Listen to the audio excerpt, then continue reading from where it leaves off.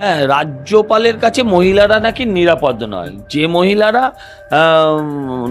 মদনের কাছে নিরাপদ থাকে, যে মহিলারা কল্যাণ ব্যানার্জির কাছে কখনো নিরাপত্তার অভাব ভোটে নির্বাচিত হয়ে এসছে তা তো নয়। মানুষের ভোটে পুরোটা নির্বাচিত হলে মানুষের প্রতি দায়বদ্ধতা থাকতো। যদি আমি বুঝে যাই যে আমি সমাজ বিরোধীদের ভোটে আমি নির্বাচিত, তাহলে এরকমই হয়। যিনি উত্তরপ্রদেশে বুলডোজার চললে এখানে গলা ফাটিয়ে ফেলেন, চিড়ে যায় গলা, রক্ত বেরিয়ে আসে যে গলা থেকে, তিনি এখানে বুলডোজার চালাচ্ছেন। সকালে বুলডোজার চালাচ্ছেন, বিকেলে বলছেন আমি তো বুলডোজার চালাই। একটা নোংরা জঘন্য রাজনীতি নয়, একটা নোংরা জঘন্য ষড়যন্ত্র রাজ্যপালের বিরুদ্ধে, যাতে রাজ্যপাল চাপের কাছে মাথা নত করেন এবং ব্ল্যাকমেল পলিটিক্স করতে চাইছে তৃণমূল রাজ্যপালকে দিয়ে। কিন্তু আমি যতদূর বুঝেছি রাজ্যপাল সে পথে হাঁটছেন না এখন অবধি, এবং ভবিষ্যতেও হাঁটবেন না বলেই আমার বিশ্বাস। আপনি আমায় বলুন তো, মুখ্যমন্ত্রী যেখানে গিয়ে শপথ নিয়ে আসতে পারলেন, হ্যাঁ, সেখানে গিয়ে এরা শপথ নিতে পারছেন না। কারণ শপথ নিতে গেলে অসুবিধা কোথায়? হ্যাঁ, রাজ্যপালের কাছে মহিলারা নাকি নিরাপদ নয়। যে মহিলারা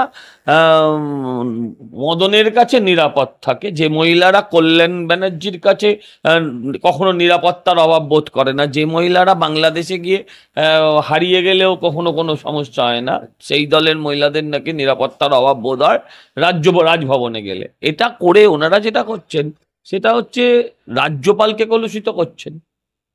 শুধু নয়, রাজ্যপাল পদটাকে কলুষিত করছেন, রাজভবনটাকে কলুষিত করছেন, বাংলার সম্মানটাকে কলুষিত করছেন। এটা একটা অল ইন্ডিয়া নিউজের আকারে চলে যাবে এরপরে।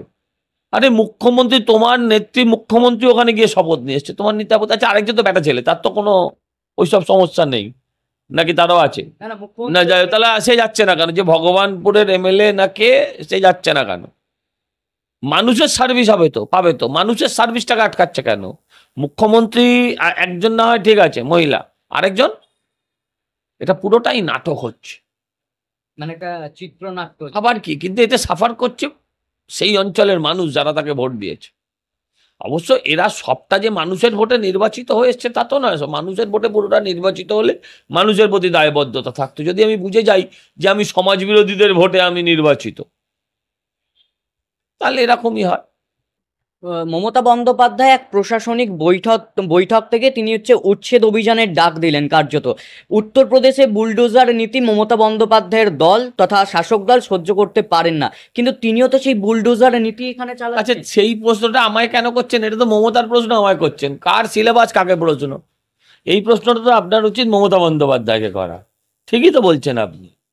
যিনি উত্তরপ্রদেশে বুলডোজার চললে এখানে গলা ফাটিয়ে ফেলেন, চিড়ে যায় গলা, রক্ত বেরিয়ে আসে যে গলা থেকে, তিনি এখানে বুলডোজার চালাচ্ছেন। সকালে বুলডোজার চালাচ্ছেন, বিকেলে বলছেন আমি তো বুলডোজার চালাইনি। হ্যাঁ, যাকে বসাবো আবার বুলডোজার চালাবো, দুটো এক জিনিস নয়। তো বসিয়েছো কেন, আবার বুলডোজার চালাচ্ছ কেন? দুটোই তো আপনার হাতে। এইসব প্রশ্নের কি উত্তর দেবে?